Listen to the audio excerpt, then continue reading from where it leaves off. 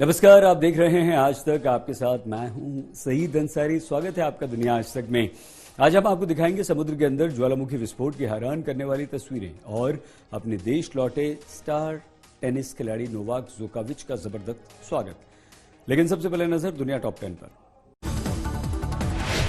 पश्चिमी अफगानिस्तान में महसूस किए गए भूकंप के झटके, 12 लोगों की मौत, कई लोग घायल। रिक्टर स्केल पर तीव्रता 5.3।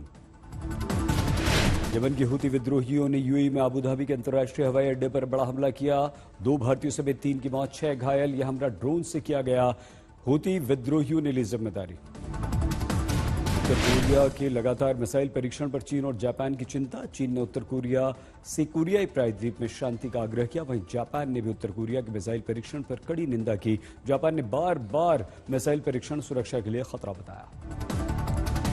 अमेरिकी राष्ट्रपति जो बाइडेन और पत्नी जिल बाइडेन ने फिलाडेल्फिया में फूड बैंक का दौरा किया। इस दौरान राष्ट्रपति ने आम जनता के लिए अपने हाथों से खाने के पैकेट पैक किए। मार्टिन लूथर किंग जूनियर दिवस के अवसर पर राष्ट्रपति ने आम लोगों की सेवा की। इस्लामिक सहयोग संगठन में ईरान का प्रतिनिधित्व करने के लिए सऊदी अरब पहुंचे 3 ईरानी राजनयिक। ईरान के विदेश मंत्रालय ने पुष्टि की, सऊदी अरब 2016 के बाद से पहली बार ईरानी राजनयिकों की अगवानी कर रहा है और यही वह समय था जब ईरानी कट्टरपंथियों ने सऊदी राजनयिक मिशनों पर हमला किया था, जिसके बाद सऊदी अरब ने इस्लामिक गणराज्य के साथ अपने संबंध तोड़ लिए थे। थाईलैंड म्यांमार में शरणार्थी संकट को लेकर संयुक्त राष्ट्र के विशेष दूत नोले हैजर ने सोमवार को थाईलैंड के पीएम से मुलाकात की। संयुक्त राष्ट्र के दूत ने शरणार्थी संकट के समर्थन को लेकर थाईलैंड के निर्णय का स्वागत किया। बता दें कि म्यांमार संकट के बाद थाईलैंड ने म्यांमार विस्थापित लोगों के लिए सुरक्षा प्रदान की थी। यूक्रेन के पूर्व राष्ट्रपति पेट्रो पोरोशेंको अदालत में पेशी के लिए सोमवार को राजधानी कीव पहुंचे। पोरोशेंको पर 2014-15 में पद पर रहते हुए अवैध कोयले की बिक्री का आरोप लगा, जिसकी यूक्रेन की अदालत जांच कर रही है, लेकिन पोरोशेंको ने इन आरोप से इनकार किया। कोरोना के नए वेरिएंट ओमिक्रॉन को लेकर सख्त हुआ चीन ने अपने नागरिकों को चेताया कि ओमिक्रॉन को सामान्य फ्लू जैसे समझना भारी भूल होगी। कहा कि इसे हल्के में ना लें। ओमिक्रॉन चीन की राजधानी बीजिंग समेत कई इलाकों में फैल चुका है। एक बार फिर से वहां तेजी से कोरोना फैल रहा है। ऑस्ट्रेलिया के बाद अब न्यूजीलैंड में भी टोंगा में ज्वालामुखी से भारी नुकसान के आकलन के लिए अपनी निगरानी विमान को भेजा। दोनों देशों के रक्षा बलों के हैंडआउट फुटेज दिखाए गए। आपको बता दें कि न्यूजीलैंड के टोंगा के पास समुद्र में ज्वालामुखी फटा था, जिससे टोंगा के आसमान में अंधेरा छा गया था। ऑस्ट्रेलियाई ओपन में राफेल नडाल, नाओमी ओसाका ने जीत के साथ शुरुआत की। नडाल ने पुरुष वर्ग में मैच में अमेरिका के मार्कोस गिरोन को 6-1, 6-4, 6-2 से हराया, जबकि महिला वर्ग में नाओमी ओसाका ने कोलंबिया की खिलाड़ी कैमिला ओसरिया को 6-3, 6-3 से हरा दिया। यमन के हूती विद्रोहियों ने यूएई में अबू धाबी के अंतर्राष्ट्रीय हवाई अड्डे पर बड़ा हमला किया। सोमवार को यहां 2 धमाके हुए। यूएई के अधिकारियों के अनुसार ये हमले ड्रोन की मदद से किए गए, जिसमें 3 लोग मारे गए। मरने वालों में 2 भारतीय और 1 पाकिस्तानी हैं, जबकि 6 लोग घायल हैं। बताया जा रहा है कि हमला ड्रोन के द्वारा किया गया। जांच शुरू हुई। इससे पहले यमन की ईरान गठबंधन हूती मूवमेंट ने जिम्मेदारी ले ली। संगठन ने बयान जारी किया, यूएई पर हमले की बात कही। हूतियों ने पहले भी कई हमलों का दावा किया, जिसे यूएई के अधिकारियों ने इनकार किया था। फ्रांस की सरकार ने वैक्सीन पास को मंजूरी दे दी। अब यहां कई जगहों पर जाने से पहले वैक्सीन पास से दिखाना अनिवार्य कर दिया गया। साथ ही उन लोगों पर कड़ाई बरतने की बात कही जा रही है जो फ्रांस में कोरोना वैक्सीन का विरोध करते हैं। तालियों की गड़गड़ाहट के बीच फ्रांसीसी संसद ने उस कानून को मंजूरी दे दी जिसमें वैक्सीन का विरोध करने वालों पर नकेल कसने की बात है।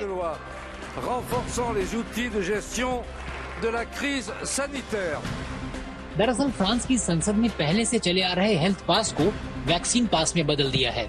वैक्सीन पास के कानून का रूप लेने के बाद अब यहाँ रेस्तरां, कैफे, सिनेमा हॉल जैसी जगहों पर जाने के लिए वैक्सीन पास दिखाना अनिवार्य कर दिया गया है।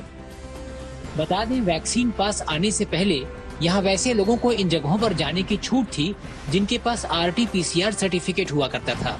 वैक्सीन पास वो सर्टिफिकेट है जिससे ये पता चलेगा कि उस शख्स ने कोरोना वैक्सीन की दोनों खुराक ली है या फिर नहीं। अब यहाँ 16 साल से अधिक उम्र के वैसे लोगों पर सख्ती बरती जाएगी जो नकली पास लेकर रेस्तरां, बार जैसी जगहों पर जाया करते थे। इसके साथ ही नए वैक्सीन पास में उन प्रदर्शनकारियों पर कड़ाई बरतने की बात भी कही जा रही है जो आए दिन कोरोना वैक्सीन के विरोध में प्रदर्शन करते रहते हैं। यूरोप के सबसे समृद्ध देशों में से एक कहे जाने वाले फ्रांस में आज भी कोरोना वैक्सीन का विरोध हो रहा है। जिस देश में हाल के दिनों तक रोजाना 2 से 3 लाख मामले सामने आ रहे थे, वहाँ सरकार की ये कड़ाई कहीं न कहीं सही भी दिखाई देती है।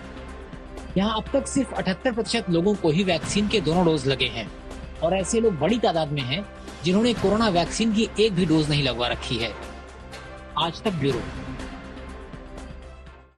प्रशांत महासागर में मौजूद देश टोंगो के पास समुद्र में हुए ज्वालामुखी विस्फोट की तस्वीरें सामने आई। बीच समुद्र में कई मीटर ऊपर आसमान में धुएं का गुबार उठता दिखाई दिया।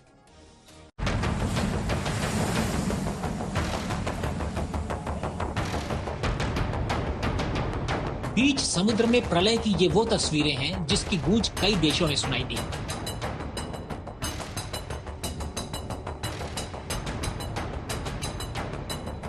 धरती के गर्भ में हुआ ये वो विस्फोट है जिसके चलते कहीं तूफान आया तो कहीं सुनामी। राख के गुबार की ये तस्वीरें समुद्री सतह के नीचे हुई उस हलचल का नतीजा है जिसकी वजह से अमेरिका से लेकर ऑस्ट्रेलिया और जापान से लेकर न्यूजीलैंड तक के देशों को सुनामी का डर सताने लगा। दरअसल प्रशांत महासागर में एक जबरदस्त ज्वालामुखी विस्फोट हुआ। ये विस्फोट टोंगा द्वीप के नजदीक हुआ।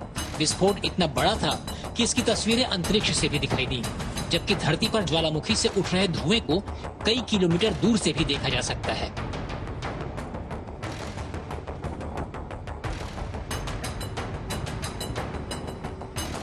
ओशनियाई देश टोंगा के पास हुए विस्फोट की वजह से समुद्र की लहरें इतनी विकराल हो गईं कि यहाँ सुनामी तक आ गई। शनिवार को हुए इसी विस्फोट की तस्वीरें आज सामने आई हैं, जिसमें आसमान में कई मीटर ऊपर तक धुएं का गुबार उठता दिख रहा है। इस विस्फोट का असर अमेरिका के पश्चिमी तटों और जापान तक में दिखा। प्रशांत महासागर में उठी सुनामी की वजह से जापान के तटीय इलाकों के पास मौजूद कई नावें पलट गईं, जबकि अमेरिका के पश्चिमी तट पर कई फीट ऊंची लहरें उठती दिखीं। दूसरी ओर न्यूजीलैंड और ऑस्ट्रेलियाई सरकार ने निगरानी करने में सक्षम अपने विमानों को हालात का जायजा लेने भेजा है। बता दें, इस विस्फोट के बाद से टोंगा और न्यूजीलैंड जैसे देशों में इंटरनेट को सुचारू रूप से चलाने में काफी परेशानी आ रही है। हालांकि अच्छी बात यह है कि इस जबरदस्त विस्फोट के बावजूद अभी तक किसी भी शख्स के मारे जाने की खबर सामने नहीं आई है। आज तक ब्यूरो। खबर अमेरिका की, जहां इन दिनों भीषण गर्मी के बाद अब ठंड पड़ रही। स्थिति ऐसी हो गई कि उत्तर पूर्वी अमेरिकी की सड़कों पर मोटी बर्फ की चादर बिछ गई। साथ ही तेज हवाओं के चलते लोगों का सड़क पर चलना मुश्किल हो गया। ठंड का सबसे ज्यादा असर न्यूयॉर्क, ओहियो, पेंसिल्वेनिया पर है। पारा 0 से कई डिग्री नीचे है। मौसम विभाग ने कहा, आने वाले समय में ठंड और बढ़ेगी। उत्तर पूर्वी शहरों में बर्फीले तूफान की भी आशंका व्यक्त की।